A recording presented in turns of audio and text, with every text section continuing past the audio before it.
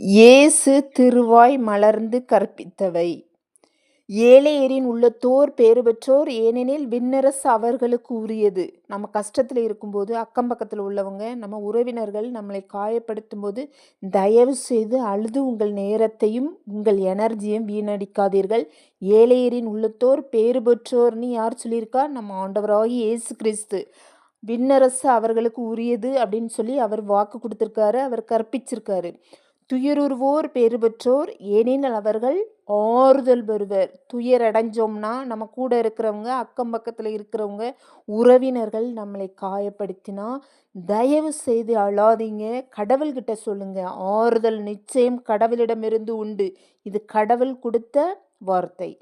கனிவுடையோர் பேறு பெற்றோர், ஏனெனில் அவர்கள் நாட்டை உரிமை சொத்தாக்கி கொள்வர். அடுத்தவங்க கஷ்டத்தில் இருக்கும்போது, நம் உறவினர்கள் கஷ்டத்தில் இருக்கும்போது நம்ம கனிவோடு நடந்து